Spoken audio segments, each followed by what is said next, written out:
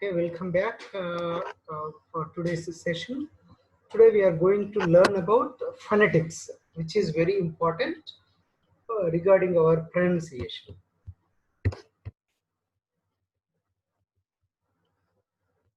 Yes, I am going to share the screen. Right. So what I am trying to do is, in your intermediate, you learnt about phonetics, right? Syllabification and stress, how to transcribe into phonetics, all those things you learned, but it is peripheral learning. You have not learned from the basics, the mechanism of speech production. Okay, how we speak, from that level we need to learn it. That will influence our pronunciation. Okay, this is very important. If you learn once your pronunciation is improved, that can be with you forever, your entire life, and you can help your children in future, to speak properly. Generally, there is a misconception or misunderstanding relating to phonetics. That is, the people learn phonetics to speak, stylishly. Okay, for stylish English, for foreign like, speaking, they learn phonetics. It is incorrect. The real thing is to learn a language in a right way. We have to learn phonetics. If you speak to some other people who are able to speak properly, with your incorrect pronunciation, you are unable to convey your message. So that's why learning properly is required, for not only for English speech, for anything in the world.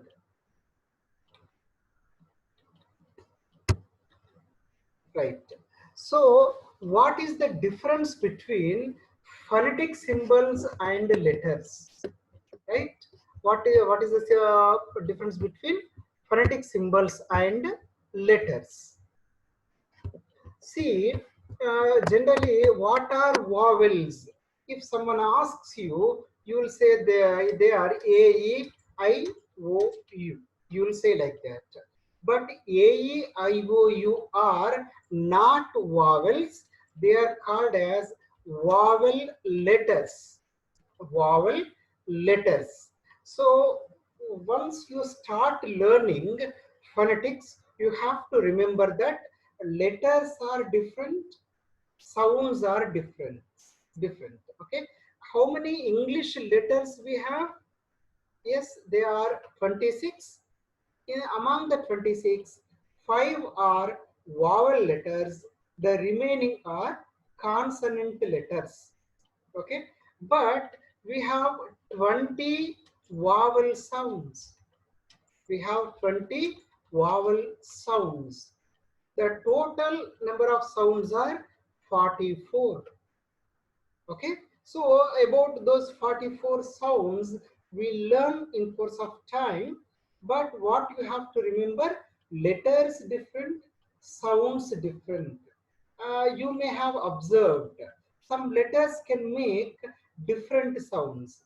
For example, the letter S, it can sometimes is pronounced as sa sound, sometimes it is pronounced as za sound, right? Sometimes it is pronounced as sha sound.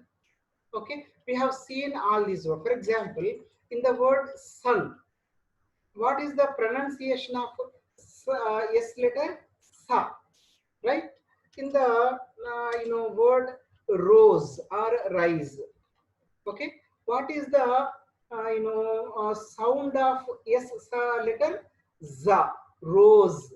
We are not saying rose, we are saying rose, za sound. In the first one, it is sa sound. This S letter, sa sound. This S letter, za sound. In this letter, in this word sugar, this S letter, sha sound, sugar, right? So in this way, one letter has many different sounds, right? So that's why letters are 26, sounds are 44. Okay, sounds are different, letters are different. What we are going to learn in phonetics, we are going to learn about sounds. Why we are not learning letters? We have already learned letters from our first class onwards, right?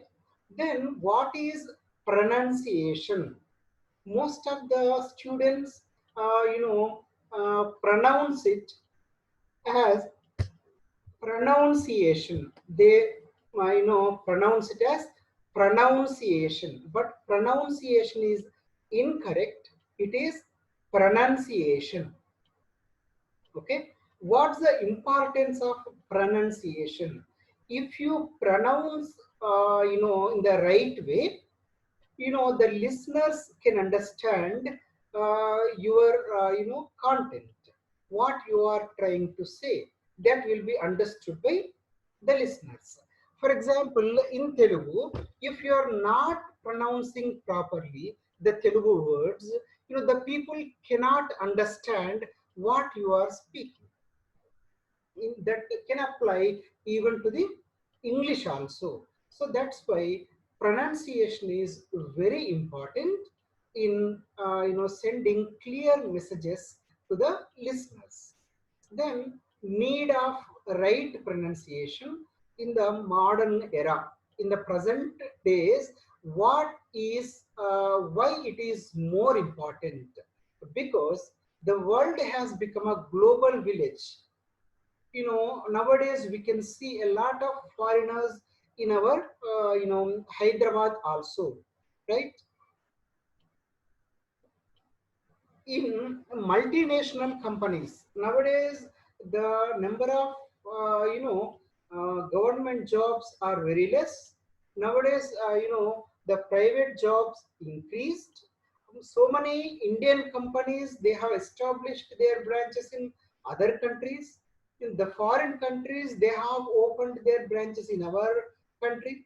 In this way, we are forced to interact with foreigners. Even though in your company in India, if there are no foreigners, but for the business purpose, you are expected to interact with the foreigners. Okay, then if generally there is a misunderstanding that the foreigners speak very fast. That's incorrect. They'll speak slowly, but as they follow the right pronunciation, okay, intonation, and weak forms and strong forms, they follow them as naturally, because they were born and brought up in that language. Okay, when you also follow in the same way, your English is also just like them. And it is not it is not to say, I'm not trying to say that their English is superior to us. That's not correct. What I'm trying to say is we have to speak English like English. Okay, so then what happens if I speak how I'm speaking at present? Nothing happens. It is nothing wrong at all.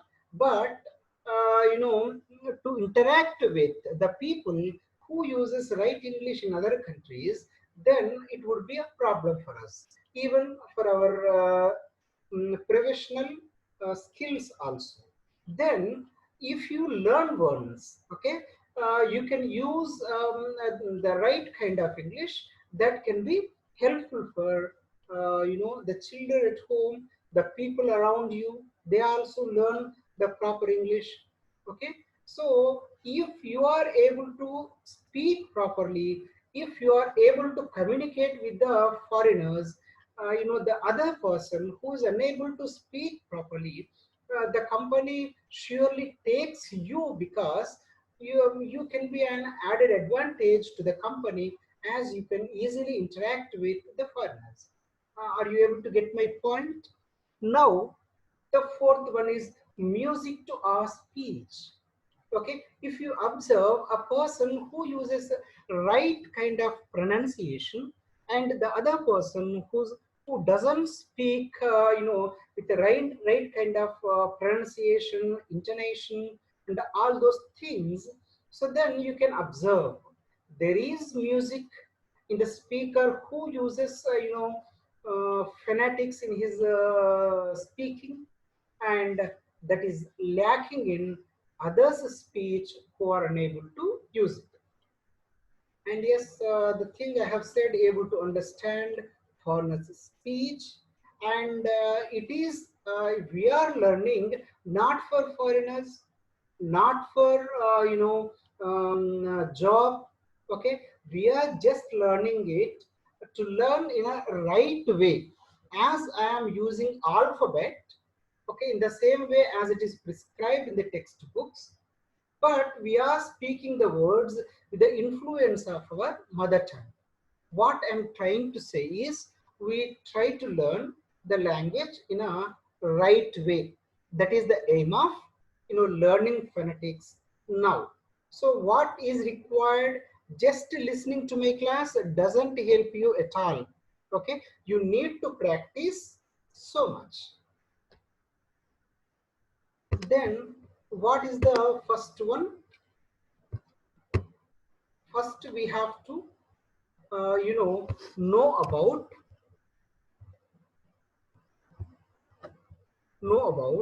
organs of speech. Okay, we have to know about organs of speech. Organs means, what is the meaning of organ? Organ means body parts. Okay, body parts are called as organs. Okay, but all organs are not used for speaking.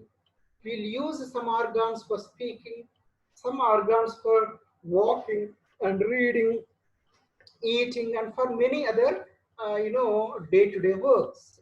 The organs which are used for speaking are called organs of speech or speech organs. Speech organs or organs of speech. Okay, both can be used. So what is the diagram I have given you here? It is the uh, face of a human being from a side. Okay, from one side, if you see the face of a human being, it appears like this. Okay, the organs which are mentioned here, they are called organs of speech. What these two are? It is the letter used. What is the letter used here? L. L indicates lips. These two lips are organs of speech. How can we say lips are organs of speech? Because in the production of some sounds, we'll lips. Before going into the organs of speech, how we produce a sound, we have to learn first how we are able to produce a sound. For example, if I say E sound, how I am able to produce it? What's happening in my mouth? How I am able to produce it? See here, what happens is, uh, uh, you know, uh,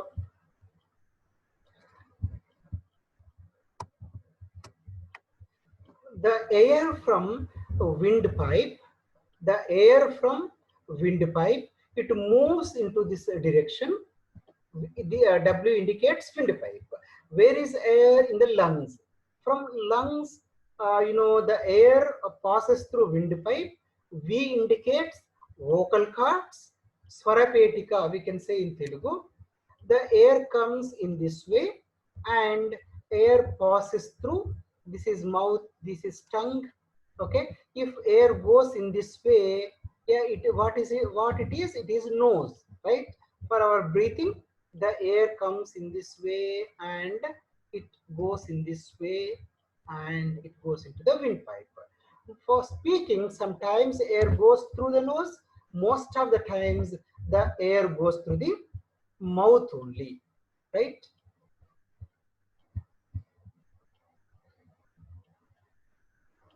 The air goes through the mouth. Okay, mouth.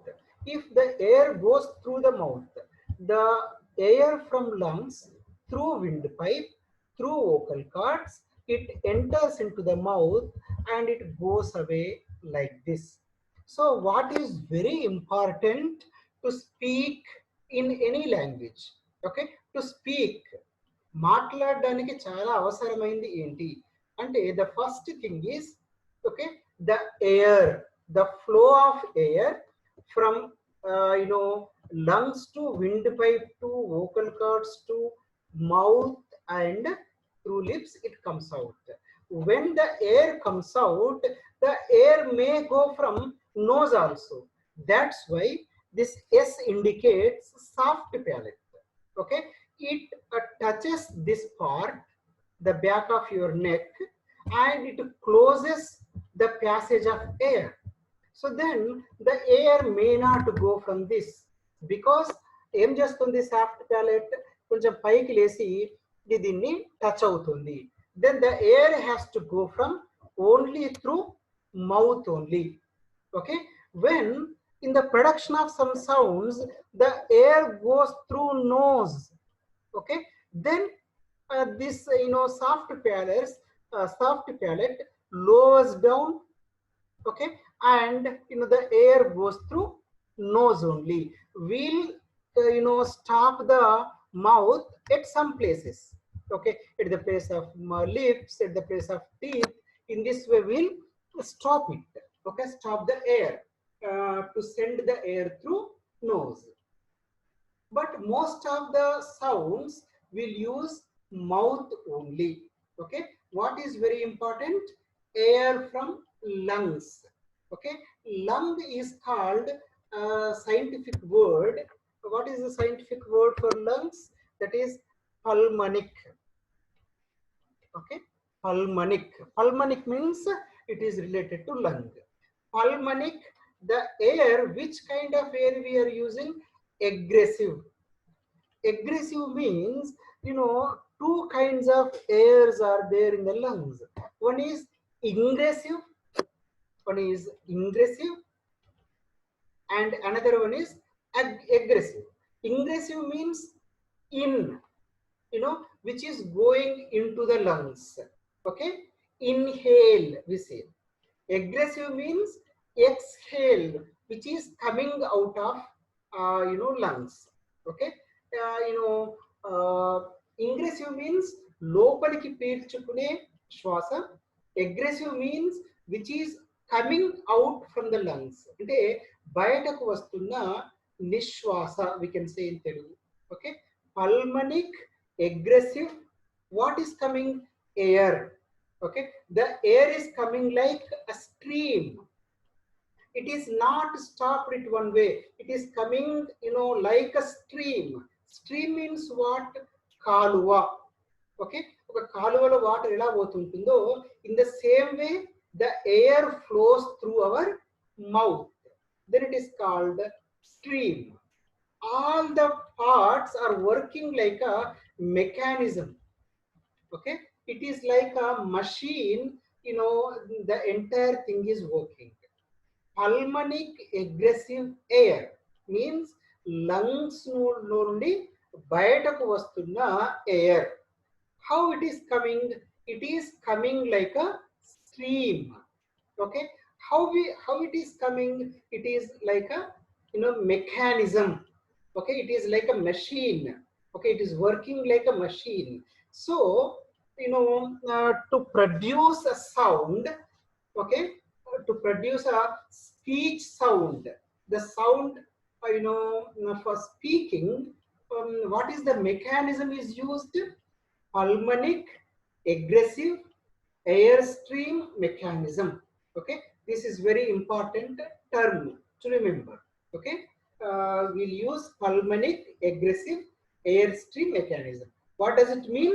Lungs లో ఉన్న air అంటే బయటకు వెళ్ళే air wind pipe ద్వారా vocal cords ద్వారా mouth ద్వారా ఇలా బయటకు ఒక స్ట్రీమ్ లాగా వస్తుంది.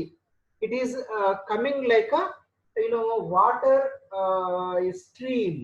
ఒక నీటి ఇది ప్రవాహం ఎలా ఉంటుందో it is coming like a stream, so it is called pulmonic aggressive airstream mechanism.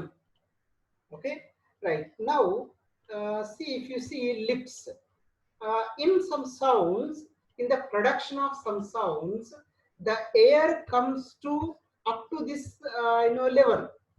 The air comes up to this level. Okay, up to this level, we'll stop air there. We'll stop air. Okay, for the production of some sounds like pa, pa. The sound pa, for the sound pa, what will we do? For pa sound, production of pa sound, we are closing our lips, right? Pa. So the air is coming up to our teeth. Okay, as we closed our lips, the air is not coming out. If you once release your lips, the air can flow out, right? So that's why your lips are used in production of sound. That's why they are called organs of speech. How teeth are used then? In which sound teeth are used? Can you guess it? See, for example, the sound tha. Okay, tha sound. For example, the word think. In think, what is the sound? This one, tha. When you are saying tha, okay, both lower teeth and upper teeth are used, right? Lower teeth and upper teeth. Tha. Your tongue is coming in between both the teeth, but actually shouldn't touch the upper teeth. But I tell you about that later. But just think now, both the teeth are used.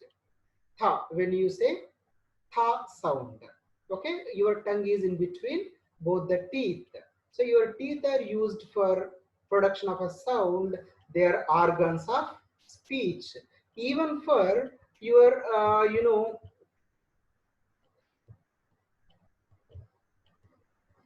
for fa sound, when you pronounce fa, for example, fan, okay, or four, in this way the lower lip goes to upper teeth. This lip goes to upper teeth, but it does not touch it. It is it goes very near. There is some gap. From that gap the air escapes. The air comes out from that gap. But when you say pa, it is completely closed, right? When you open your lips, then only the air is passing out. But in the case of teeth, what's happening? For fa sound, lower lip is going very near to upper teeth. Okay, it is it is almost closing it. Okay, there is a little gap. From that little gap the air is coming out. Okay, so that's why you can pronounce fa continuously sound, because there is a gap. From that gap the air is coming continuously. Okay, in this lower lip and upper teeth are used. That's why we can call them as organs of speech. Then what about R here? The R indicates ridge, teeth ridge. Ridge means మన పండ్ల వెనక ఉండే చిగుళ్ళు. Okay, చిగుళ్ళు ఎలా ఉంటాయి కదా, in that ridge our teeth were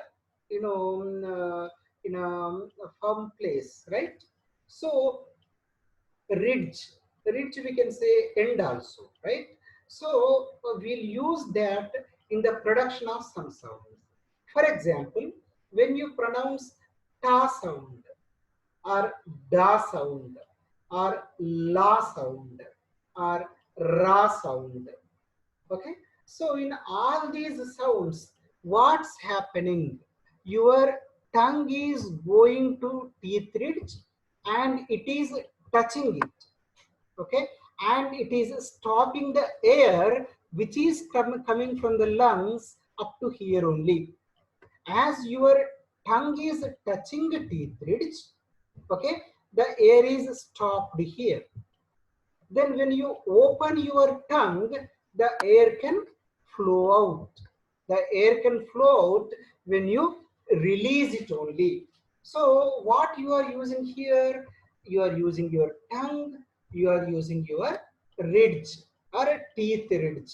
Okay, for what sounds we are using? For ta, da, okay, la, okay, so there are some other sounds also there. Okay, so we'll just know whether the given parts are organs of speech or not. Then H for hard palate. Why it is hard? Because it is bony area in your mouth. After teeth ridge, this part is full of bones. Okay, so it is a bony area, very hard part. Okay, in that hard part, for which sounds we'll use? Okay, for which sounds we'll use? In the production of ya sound, for example, youth, ya, e sound. When you say ya sound, what are these letters then? B for back of the tongue, F for front of the tongue, BL for blade of the tongue, blade. Okay, this front of the tongue goes very near to hard palate. It goes very near to hard palate. It rises like it rises like this. Okay, it rises like this. Okay, and from this space the air comes out. Okay, so as this tongue is going very near to hard palate, we can say hard palate is also part of organ of speech. For some other sounds, some part of hard palate, some part of teeth ridge are used. For example, cha sound. When you say cha, your tongue is raising like this and touching some part of hard palate, some part of teeth ridge. Okay, so cha, cha. Okay, you can observe very easily, right? So hard palate is also part of speech. Then what is this? Yes, soft palate without any bones. You can't see any bones in the soft palate. Okay, it is very smooth, right? What is you? You means ula. Ula means in Telugu we can say konda naluka, right? This the end part of soft palate is called ula, right? So this soft palate is used for some sounds. How it is we are using to produce the air, the sounds through mouth. This soft palate is touching the back of the neck, so the air cannot go through it. The air has to go through mouth only. So it helped in the production of speech. So it is called part of speech. Not only that, in the production of ga sound, ga, this back of the tongue touches soft palate. It touches a soft palate. So as the air cannot go through the mouth, okay, when you release the tongue and soft palate, then only the air can go through the mouth. Ga, g. when you say g, ఏమవుతుంది మీ tongue it is touching soft palate, అక్కడ touch అవుతుంది, right? So we have to remember this. Okay, then nasal cavity, where we are using nasal cavity. Here we are taking from lungs, not from nose. From nose, for breathing we are taking, but the air which is coming in we are not using, which is going out only we are using. Then when where is the function of, where is the work of nasal cavity? Yes, there is a work of nasal cavity in the production of sounds like na. Okay, na sound. When you pronounce na sound, when you pronounce ma sound, okay, ma sound, sound. When you pronounce pa sound, pa, if you release your lips only, then the sound may possible, the sound may be possible.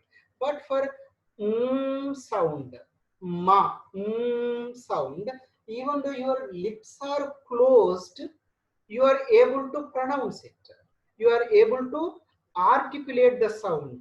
How it is possible?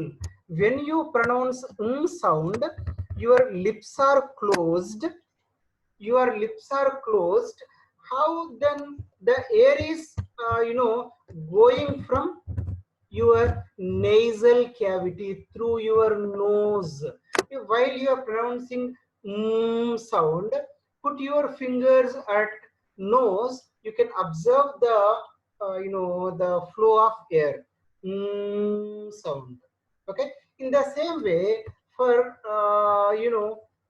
sound, for what you are doing, your tongue is touching teeth ridge. Okay, the air is stopped here, the soft palate is lowered, the air is flowing through your nose. It cannot flow through your mouth because your tongue touched teeth ridge and there is no place to go, and the air has to go through only your nose only for sound, for na sound. Okay, so that's why nose is also, okay, nasal cavity is also part of organs of speech. Then what is the work of vocal cords? This is very important. Okay, Swarapetika, that we are going to learn in the next class. Now we'll see how there is a difference between za sound, z sound, s sound. Okay, there is a difference between z sound, s sound, z, okay, and s. Okay, what is the difference between z sound and s sound? When you pronounce z continuously, what's happening? When you pronounce s, what happening? Z, pronounce and test yourself. When you pronounce z sound, there is vibration. Okay, there is shaking in your vocal cords, in your larynx, swarapetika. Okay, in your voice box there is some shaking. You can put your fingers at your vocal cords and you can observe it. Okay, there is some kind of vibration. When you pronounce sound, there is no vibration at all. Vibration, no vibration. Okay, so in this way we can test. Okay, for some sounds there are vibrations, for some sounds there are no vibrations. how these vibrations are occurred in our sounds, okay, how they are going to affect the pronunciation. All these things will be learned in the next class. Okay, I think you understood some extent today what I have told today. That is, the airstream mechanism is pulmonic aggressive airstream mechanism. Pulmonic means it is related to lungs. Okay, pulmonic.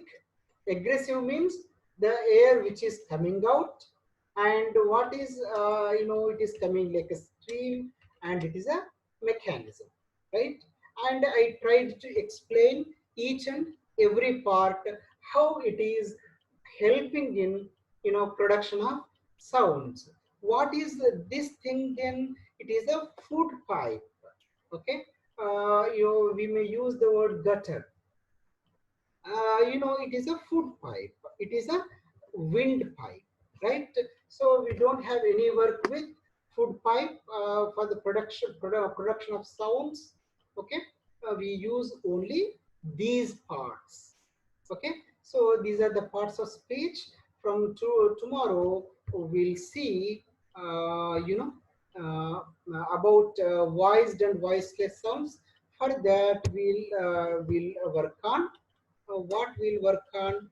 We'll work on vocal cords. This diagram is useful tomorrow, and I'll discuss all these things. Okay, thanks for attending this class, and tomorrow next in the next class we'll see about voiced and voiceless.